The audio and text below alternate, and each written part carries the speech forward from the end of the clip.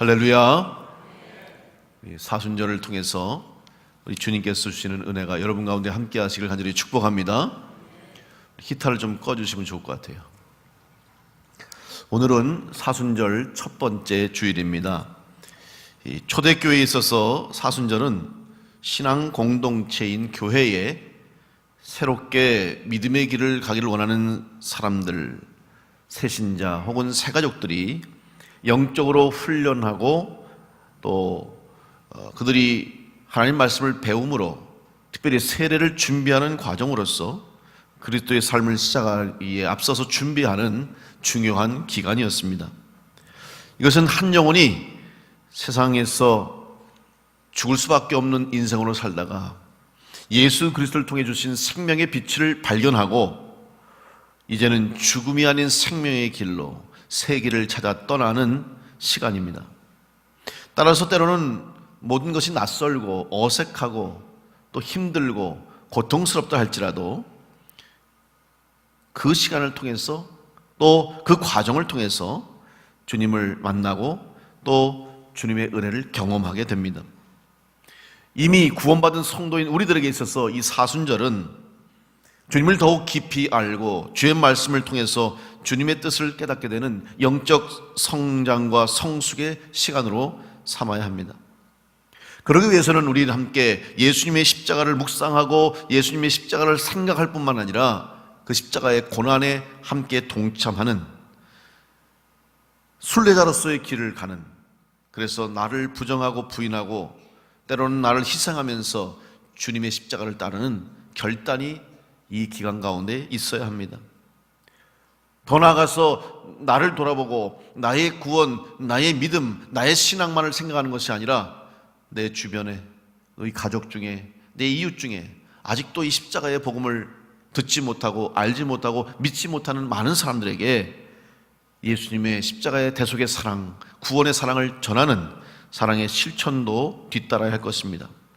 왜냐하면 사랑을 실천하는 것이야말로 주님의 말씀에 순종하는 것이기 때문입니다. 그렇다면 이러한 사순절을 시작하면서 오늘 우리들이 어떠한 신앙적인 목표와 또 이 영적인 자세를 가져야 할 것입니까? 어떻게 해야 이 사순절에 하나님의 뜻에 합당한 은혜로운 이 사순절을 보낼 수 있을 것인가 하는 질문을 오늘 여러분 스스로에게 던져야 됩니다. 특별히 오늘 성경 본문 말씀은 이스라엘 백성들이 이제 한 해를 지내고 추수할 때를 맞아서 하나님이 주신 곡식들을, 열매들을 거둔 후에 감사함으로 그 해의 첫 열매인 곡식들을 하나님께 제물로 바치며 올려드린 신앙의 고백문이라고 할 수 있습니다. 성전도 없고 왕이 다스던 시대도 아니었던 초기 가나안 시대로부터 내려온 전통을 보여주는 말씀입니다. 짐승을 죽여서 각을 떠서 드렸던 번제의 제사가 아닙니다. 여러 가지 제사 절차와 과정에 따라서 드려졌던 그런 예배도 아니었습니다. 아주 소박하고 단순한 그런 하나님께 드려지는 제사였습니다.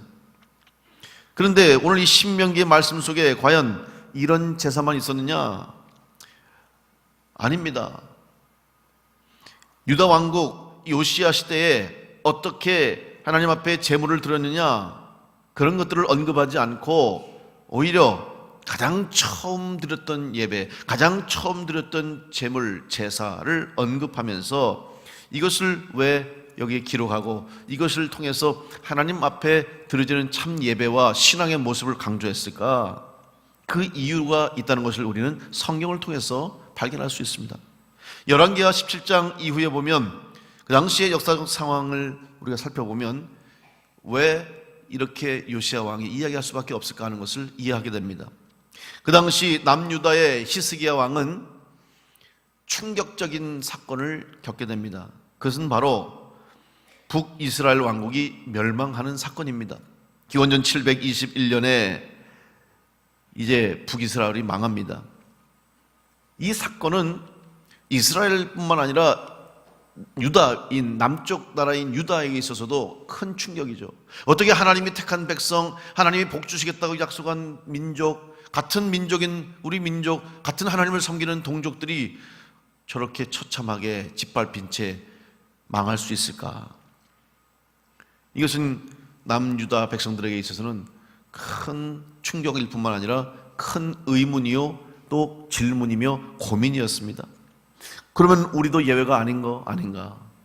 우리라고 그러면 거기에서 달라질 수 있는가? 같은 민족이고 같은 동족이고 같은 하나님을 섬기는 우리나라인데 북이스라엘이 망했으면 우리도 망할 수 있는 것 아닌가라고 하는 경각심을 얻게 되었고, 왜 그랬을까라고 하는 이유를 생각해 보게 됐습니다. 그 결과로 그 원인을 히스기야 왕은 북이스라엘이 하나님 앞에 온전한 예배와 온전한 제사와 하나님 말씀에 온전한 순종을 드리지 않고 하나님 말씀을 거역하고 하나님 앞에 범죄하고 죄악으로 말미암아 멸망할 수밖에 없다고 하는 사실을 깨닫게 됩니다. 그리고 히스기야 왕은 서둘러서 종교개혁을 단행했습니다. 그 결과 북쪽에서 아수르가 쳐들어와서 2번이나 침략을 하고 위기를 맞았지만 잘 지켜냈습니다. 그리고 하나님께 도움을 구하고 히스기야 왕 마음속에 중심 속에 하나님이 도우시고 지켜주시지 않으면 살 수 없다고 하는 믿음을 갖게 되었습니다. 그런데 이 히스기야의 아들이었던 므낫세는 이스라엘 역사상 전무후무할 정도로 악정을 행했던 아주 악한 왕이었습니다.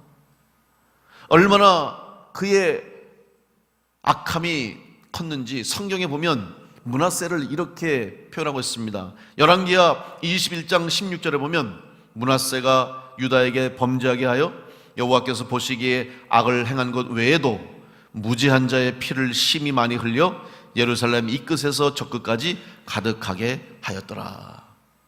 여러분, 므낫세가 얼마나 악정을 행하고 얼마나 폭군이었는지, 그로 말미암아 죽은 죄 없는 무고한 사람들의 피가 예루살렘에 온통 피로 덮였다, 피로 얼룩져 있다라고 성경은 기록하고 있습니다. 그만큼 악한 왕이 되었다는 거예요. 이 므낫세가 무려 52년이라는 세월 동안 이 남유다를 하나님 앞에 범죄하는 나라로 만들어버렸어요. 그리고 그의 아들이었던 아몬은 아버지를 따라서 똑같이 하나님 앞에 범죄하고 악을 행하다 결국 구테타로 살해를 당하게 됩니다. 이 뒤를 이어서 8살짜리 어린 아들이었던 임금 요시야가 왕위에 오릅니다. 여러분, 8살짜리 아이가 뭘 알겠어요? 그런데 하나님이 은혜를 주셔서 이 요시야 왕의 주변에 좋은 신하들을 붙여주셨어요. 좋은 사람들을 붙여주셔서 아이가 성년이 될 때까지 나라를 견고하게 지키게 했고, 잘 왕을 받들고 왕을 잘 준비시켜서 성년이 된 이후에 이제 하나님의 성전을 수리하던 중에 하나님의 말씀 여호와 율법 두루마기를 발견하면서 요시야와 온 이스라엘 온 남유다 백성들이 하나님 앞에 이제 회개하고 기도하고 다시 하나님께로 돌아오는 역사가 있게 된 것입니다. 사실 그 당시에 세계 정세는 이스라엘 민족에서는 상당히 위기를 맞는 시대였습니다. 끊임없이 주변의 강대국들이 북쪽에서 남쪽에서 조여오고 있었어요. 그래서 이제 바벨론 제국이 강대하게 되면서 강성한 바벨론 제국이 또 내려오고, 밑에서는 이집트, 애굽이 또 치고 올라오고, 가운데에 끼어서 참 위기를 맞고 있는 그런 상황이었습니다. 이런 상황 가운데서 요시야가 이 민족이 살 길은, 이 나라가 살 길은 하나님의 말씀을 의지하고 하나님 말씀을 순종하는 방법밖에 없다라는 것을 알고, 온전한 신앙의 회복, 순수하고 순전한 신앙의 회복이 이 나라를 살리고 이 위기를 이겨낼 방법이라는 것을 깨닫고 하나님께로 돌아오고 말씀으로 돌아왔던 것입니다. 오늘 우리의 세상도 마찬가지, 지금 우리가 살아가는 이 시대도 영적으로 혼탁해졌어, 영적으로 타락하여서 방향을 잃고 어두워져가는 이 시대 속에서 다시 한번 오늘 우리 먼저 부름받고 구원받은 우리 그리스도인들이 주님이 주시는 십자가의 대속의 은혜, 예수 그리스도를 통해서 우리에게 주신 이 하나님의 사랑, 구원의 은혜와 감격을 가지고 우리들이 다시 하나님께로 돌아오고, 우리 자신부터, 교회부터, 믿는 성도들부터 하나님 앞에 바로 선 성도가 될 때 이 땅에 하나님의 은혜가 임하고 하나님의 약속의 말씀이 성취되는 축복이 우리 땅 가운데도 일어나게 될 줄로 믿습니다. 바로 오늘 이 말씀은 남유다 백성들이 깨달았던 그 말씀이에요. 그들이 화려한 제사, 또 성대한 제사, 짐승을 태우고 연기를 올리고 아름다운 제사를 드리고 아름다운 향기로 하나님 앞에 영광 돌리는 크고 거대하고 웅장한 제사가 아니라 보잘것없지만 아무것도 아니지만 정성과 기쁨과 감사함과 마음의 중심을 담아서 하나님이 주신 첫 번째 열매, 첫 번째 소득, 첫 번째 수확물을 가지고 하나님 앞에 제사하고 드렸을 때 하나님이 받으신다고 하는 가장 기초적이고 가장 기본적이고 가장 순수한 신앙을 다시 회복하라고 하는 말씀을 주신 것입니다. 오늘 우리의 삶 가운데 순수함을 잃어버린 우리의 신앙이 있다면 다시 회복해야 합니다.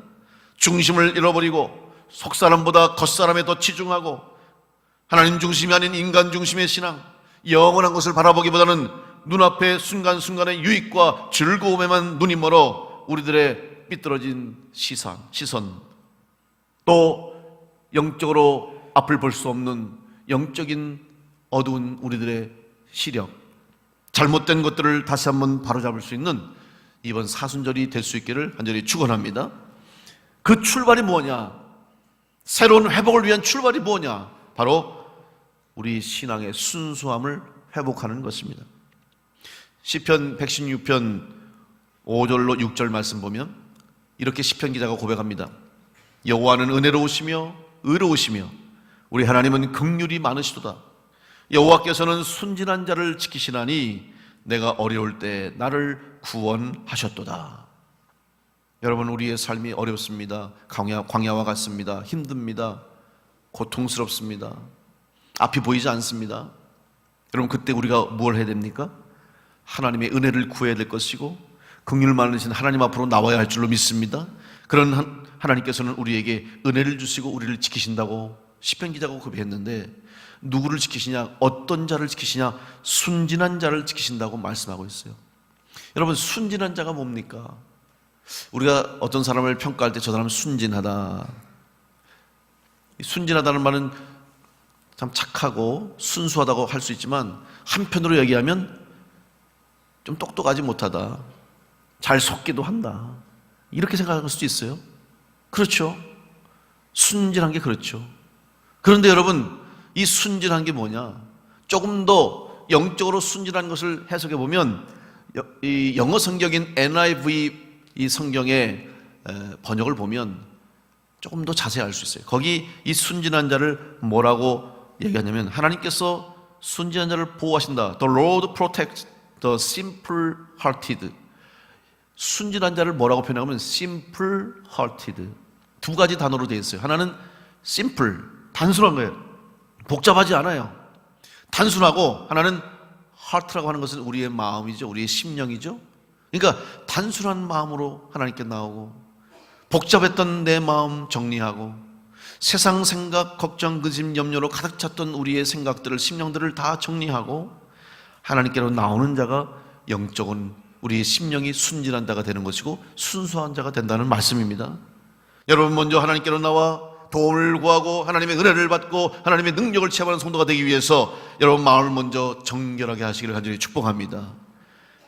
복잡한 우리들의 마음을 예수 그리스도의 십자가의 보혈로 깨끗이 씻고 세상의 욕심과 근심과 욕망과 염려들을 성령의 불로 태워서 오직 예수 그리스도의 십자가만이 우리의 심령에 가득 채워질 때 우리의 심령이 순전하고 순수한 자고 순진한 자가 되어서 하나님 아버지 긍휼을 얻는 복이 우리 가운데 임하게 될 줄로 믿습니다. 그래서 사순절이 필요한 것입니다. 그래서 이 사순절에 하나님 말씀을 읽는 것입니다. 그래서 사순절에 기도하는 것입니다. 그래서 이 기간에 금식하는 것입니다. 이 사순절 우리에게 주신 하나님의 다시 한번 새롭게 하시는 기회인 줄로 믿으시고 여러분의 신앙을 순전하게 순수하게 할 수 있도록 다시 한번 하나님 앞에 새로워질 수 있는 은혜가 있기를 간절히 축복합니다. 그렇다면 어떻게 해야 우리의 신앙이 하나님 앞에 순수할 수 있을까? 또 어떻게 해야 우리의 신앙이 주님 보시기에 순진한 신앙인이 될까? 오늘 이 요시야를 통해 주신 하나님께서 이스라엘 백성들에게 주신 이 말씀 속에서 우리는 그 해답을 찾아볼 수가 있습니다. 첫째로 우리의 신앙이 순전하고 순수한 신앙이 되기 위해서는 먼저 우리의 생각이 바뀌어야 됩니다. 우리의 신앙의 자세가 바뀌어야 됩니다. 방랑자의 신앙에서 이제는 순례자의 신앙으로 변해야 합니다. 생각이 우리를 이끌어갑니다. 생각이 가는 대로 내 행동이 따라가는 거예요. 내가 어떤 생각을 가지고 있느냐에 따라서 그 사람의 말이 달라지듯이 생각이 중요한 거 아닙니까? 신앙도 가치관이 있습니다. 그 사람의 신앙의 가치관이 그 사람의 삶과 신앙을 결정합니다. 그런데 가장 신앙의 가치관에 처음 가져야 할 가치관이 뭐냐면 우리는 더 이상 방황하는 인생이 아니라는 사실입니다. 방랑하는 인생이 아니라 목적지를 향해 나아가는 거룩한 순례자라고 하는 사실을 잊어서는 안 됩니다. 이스라엘 백성들은 방랑자로 살아갔다고 오늘 그들의 삶을 고백합니다. 오늘 말씀의 5절 말씀 보면 너는 또 내 하나님 여호와 앞에 아뢰기를 내 조상은 방랑하는 아람 사람으로서 애굽에 내려가 거기에서 소수로 거류하였다. 자기들이 스스로 아는 거예요. 우리는 방랑하는 민족입니다. 방황하는 인생이었다는 거예요. 갈 바를 알지 못해서 이리저리 떠도는 그러한 인생이었다는 것입니다. 그런데 이러한 방랑자로 살아던 이스라엘 백성들이 하나님의 은혜로 하나님의 인도하심으로 가나안에 들어가게 되었습니다. 7절로 9절 말씀 보시면 우리가 우리 조상의 하나님 여호와께 부르짖었더니 여호와께서 우리 음성을 들으시고 우리의 고통과 신고와 압제를 보시고 여호와께서 강한 손과 편팔과 큰 위엄과 이적과 기사로 우리를 애굽에서 인도하여 내시고 이곳으로 인도하사 이 땅 곧 젖과 꿀이 흐르는 땅을 주셨나이다. 이스라엘 백성들이 그 고통 속에서 부르짖었습니다. 괴로움 속에서 하나님을 찾았습니다. 오늘 여러분의 삶이 어려움이 있습니까? 여러분의 삶에 고통이 있습니까? 해결해야 할 문제가 있습니까? 근심, 염려, 걱정이 있습니까? 여러분 그때가 바로 하나님을 찾을 때인 줄 믿으시고 기도해야 할 때인 줄 믿으시고 하나님 앞에 나와서 부르짖는 성도들 될 수 있기를 간절히 축원합니다. 이것이 성도의 축복 아닙니까? 찾을 수 있는 것, 하나님께 구할 수 있는 것이죠. 이스라엘 백성들이 하나님께 부르짖음으로 하나님이 그들을 애굽의 손에서 건져내셨습니다. 그리고 그들의 삶에 주어진 것이 광야 40년이에요. 여러분 광야 40년을 한번 상상해 보십시오. 광야라고 하는 것은 사람이 살 수 없는 곳입니다. 편안한 곳이 아닙니다. 끊임없이 문제가 밀려오는 거예요. 당장 먹어야 할 문제, 마셔야 할 물을 줘야 할 문제, 거처의 문제, 모든 문제가 하나도 해결된 곳이 아니에요. 정착할 수 있는 땅이 아니기죠. 그런데 거기에서 40년을 지냈다는 것은 얼마나 고통스러웠을까? 그러면 이렇게 생각할 수 있습니다. 그 기간은 허송세월한 시간이요, 허비한 시간이요, 방황하고 방랑한 시간 아닙니까? 라고 말할 수 있습니다. 그러나 아닙니다. 그 기간은 방랑의 기간이 아닙니다. 허비한 시간이 아닙니다. 오히려 하나님께서 이스라엘 백성들에게 반드시 거쳐서 통과해야 할 훈련과 연단의 시간이었습니다. 왜냐하면 목적지가 있었기 때문에. 만약 목적지가 없었다면 방황이죠. 방랑이죠. 어디로 갈지 몰라 이리저리 떠도는 인생이, 그게 방황하는 인생인데 이들에게는 하나님이 목적을 주셨어요. 젖과 꿀이 흐르는 가나안 땅에 너희들을 인도할 것이라고 분명히 하나님이 그들을 애굽에서 인도하실 때에 분명한 목표를 주셨고 목적지를 주셨어요. 그런데 이스라엘 백성들은 어땠습니까? 순간 문제를 만날 때마다, 어려움을 당할 때마다 그들은 모세를 향해서 돌을 들고 하나님을 향해서 원망을 쏟아냈습니다. 이유가 뭡니까? 우리가 이렇게 살다 여기서 죽겠습니까? 왜 우리를 여기다 이렇게 죽게 합니까? 우리가 차라리 애굽에 있었으면 매장지로 있고 고기라도 먹고 잘 먹고 잘 살다가 죽을 텐데 왜 우리를 여기로 이끌어내서 이렇게 죽게 만듭니까? 하나님을 향해 원망했어요. 왜 그랬습니까? 목적지를 생각하지 못했기 때문에. 스스로를 방황하는 사람이라고 생각하니까 하나님을 향해 원망한 거예요. 헤매다가 광야에서 벗어나지 못하고 이리저리 떠들다가 이곳에서 고통스럽게 죽는다고 생각하니까 원망스럽죠. 억울하죠. 하나님을 향해 불평과 불만을 토로했던 것입니다. 그런데 믿음이 있는 사람은 어땠습니까? 믿음이 있는 생각, 믿음이 있는 사람은 지금 힘들어도 이 광야 속에서 모든 것이 불편하고 어렵고 고통스러워도 우리에게는 하나님이 주신 목적이 있습니다. 하나님이 주신 목적지가 있습니다. 가나안 땅이 있습니다. 우리는 그것을 향해 지금 가는 과정일 뿐입니다. 지나가는 것입니다. 여기에 거주할 것이 아니라는 것을 믿고 알고 있었기에 그들은 오히려 감사하고 하나님 앞에 기뻐하며 그 광야를 통과할 수 있었던 것입니다.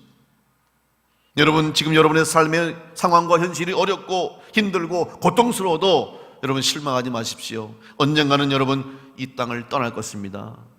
이 땅을 통과할 것입니다. 여기는 우리가 영원히 거주할 것이 아닙니다. 우리가 영원히 살 땅이 아닙니다. 떠나갈 것이에요. 반대로 지금 모든 것이 만족스럽고 지금 이 행복과 지금 이 순간이 영원했으면 좋겠다고 생각하는 분도 있을 거예요. 여러분, 그분도 마찬가지예요. 떠날 수밖에 없어요. 아무리 지금 여기 미련이 남아도, 아무리 여기 아쉬움이 있어도, 아무리 좋은 것이 많아도 우리는 이것을 통과하고 지나갈 뿐입니다.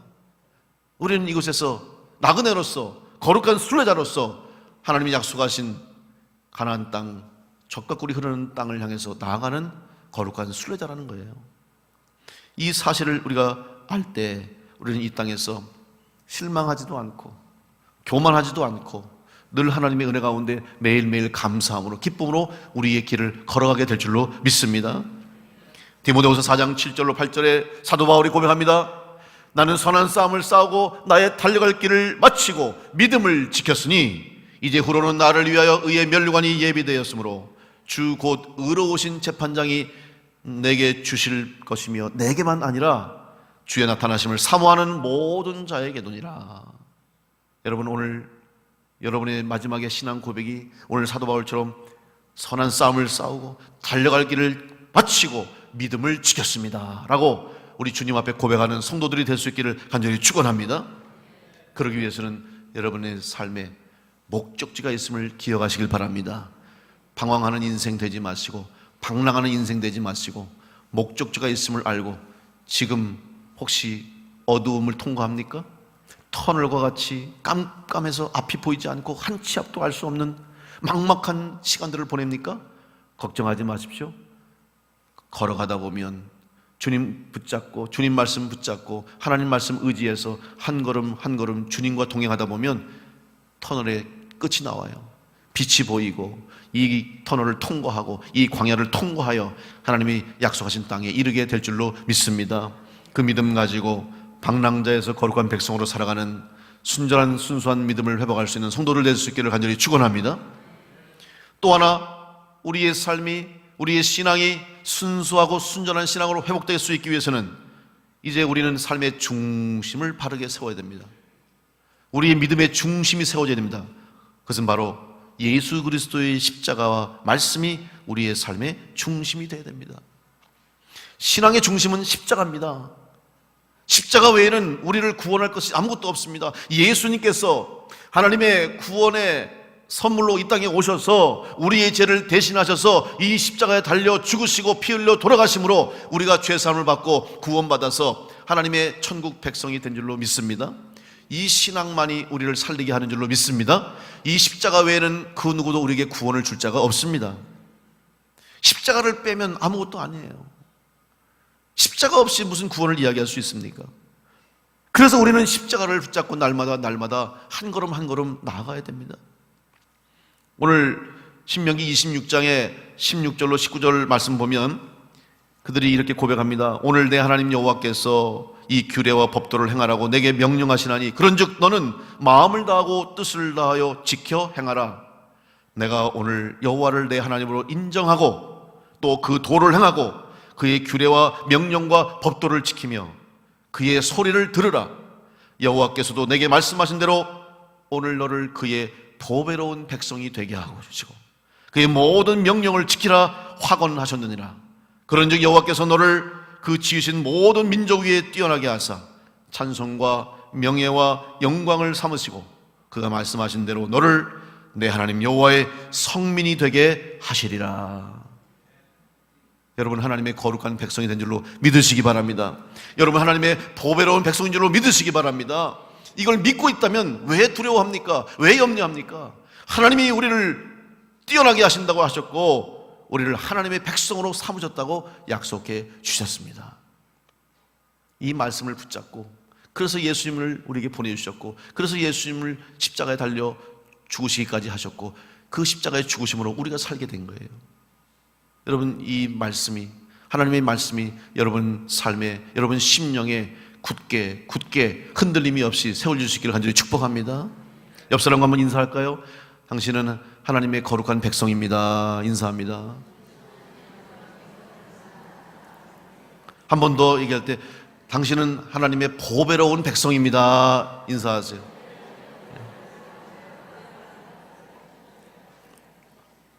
여러분, 고백한 대로 믿으시기 바랍니다. 우리는 특별한 사람이에요. 보배로운 사람이에요. 귀한 사람이에요. 근데 사람들이 이걸 몰라서, 이 사실을 몰라서 많은 사람들이 고통당하고 있어요. 요즘 우리 주변에 많은 사람들이 마음의 병을 앓고 있어요. 마음의 병 때문에 너무 힘들어해요. 우울증 때문에 자존감을 잃어버리고, 자기 인생의 꿈을 잃어버리고, 인생에 희망이 없다고, 소망이 없다고 고통스러운 사람이 너무너무 많아요. 우리 둘째 딸 예나 친구 중에, 미국에 있는 친구 중에 제이슨이라고 남자친구가 있었어요. 남자친구는 아니고 같은 반이었어요.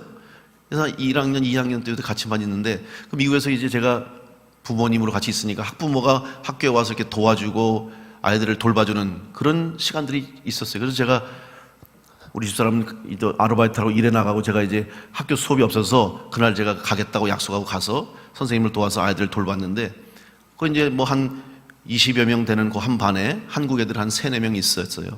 근데 그 제이슨이라는 아이는 아마 아버지가 일찍 돌아가셨는지 어머니와 함께 이렇게 사는 그런 아이였어요.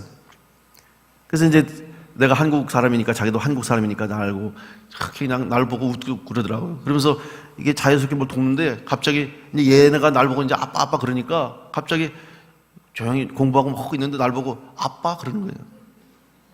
그래서 그냥 웃으면서 그렇게 웃기기도 하고 웃기도 하고, 그래서 이게 눈을 줬죠. 나중에 근데 생각해 보니까 아빠라고 부르고 싶은데 아빠가 없으니까, 친구가 아빠 그러니까 자기도 한번 불러보고 싶었나 봐요. 그냥 아빠 그러더라고.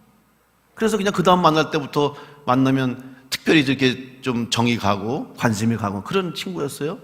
잘 지내다가 이제 한국에 들어와서 아마 아이들끼리는 서로 이렇게 SNS로 교류도 하고 그 주고받고 그러는 사이인데, 가끔가다 소식 받고 뭐 대학 갔다 그러고 잘 지낸다 그러고 뭐 이런저런 얘기를 들었어요. 근데 오늘 아침에 새벽에 갑자기 우리 예나가 막 울면서 나한테 온 거예요. 깜짝 놀라가지고, 얘 무슨 일이 있냐 그랬더니 제이슨이 자살했다는 거야. 나도 충격을 받았어요. 내가 잘 모르는 아이도 아니고 그 어렸을 때 같은 반에 있으면서 아빠 그 불렀던 아이인데 왜 세상을 떠났냐 그랬더니, 왜 자살했냐 그랬더니 우울증이 심해서 자살했다는 거예요. 마음이 아주 안 좋아요. 안타깝더라고. 그 나이에 이제 막 대학 들어가서 꿈을 가지고 자기 인생을 한번 살아보려고 이제 막 꽃이 피어야 할 그 나이에 왜 그렇게 됐는가? 얼마나 마음이 아픈지. 그리고 한편으로는 그 아이가 조금만 더, 아마 제 생각에는 세상에서 내 마음을 알아줄 사람이 아무도 없고, 나를 사랑하는 사람도 없고, 나를 생각해 줄 사람도 없고, 나를 위해서 기도해 줄 사람도 없고, 내 마음을 이해해 줄 사람이 없다라는 생각을 했을 것 같아요. 근데 그때 누군가 옆에서, 야, 너 아무도 너를 안 믿어주는 것 같고, 아무도 너를 몰라주는 것 같고, 아무도 네 마음을 알아주는 것이 없는 사람 없는 것 같아도, 하나님은 너를 알고 계시고, 주님은 너를 사랑하시고, 주님은 내 마음을 알아. 이 믿음을 좀 심어줬더라면, 이 믿음이 있었다고 한다면 그렇게 귀한 생명을 버리지는 않았을 텐데. 너무 마음이 아파요. 여러분, 그 아이뿐입니까? 지금도 우리나라에도 이 순간에도 지금 많은 사람들이 그 마음의 상처와 아픔과 그 눌림과 고통을, 특별히 나는 희망이 없어, 나는 사랑받지 못해, 나는 버림받은 인생이라는 그 생각 때문에 지금도 많은 사람들이 목숨을 잃고 있다는 사실이죠. 오늘 이 일에 대해서 우리 교회와 우리 먼저 믿는 우리 그리스도인들이 뭘 해야 되겠습니까? 우리가 거창한 일을 하지 않아도, 우리가 뭐 큰 사업을 하지 않아도, 여러분 한 분 한 분이 먼저 여러분의 가족들, 그리고 여러분의 자녀들, 그리고 가까이 지내는 이웃들, 친지들, 친척들, 친구들, 여러분이 만나는 사람마다 하나님은 널 사랑하신다. 예수님은 당신을 위해서 십자가에서 돌아가셨습니다. 당신 때문에 예수님이 이 땅에 오셨고 당신을 사랑하셔서 하나님은 예수님을 보내주셨습니다. 그 고귀한 사랑, 당신은 그 사랑을 받고 있는 특별한 사람이요, 예수 믿고 구원받으면 당신은 하나님의 백성이 되는 특별한 은혜를 받을 수 있습니다. 힘내시고 용기를 내시고 소망을 가지라고 이 복음을 전할 수 있어야 될 줄로 믿습니다. 오늘 여러분 가운데 이 복음 전하는 은혜가 있기를 간절히 축복합니다. 여러분, 이 사실만 우리가 믿는다면, 하나님의 구원의 은혜를, 또 예수 그리스도의 십자가의 복음을 우리의 심령 가운데, 내 삶 가운데 말씀의 중심으로 삼고 살아간다면 어떠한 시험과 시련과 어려움이 온다 할지라도 우리는 흔들리지 않고 끝까지, 마지막까지 우리의 달려갈 길을 마치고 믿음의 선한 싸움을 싸우고 승리하는 성도가 될 줄로 믿습니다. 그런 믿음의 삶을 살 수 있도록 다시 한번 여러분 삶에 십자가의 신앙, 십자가의 믿음이 흔들림 없이 견고하게 세워질 수 있기를 간절히 축복합니다. 그러면 나머지는 다 해결되는 거예요. 오늘 이 말씀을 보면 후반부에 나옵니다.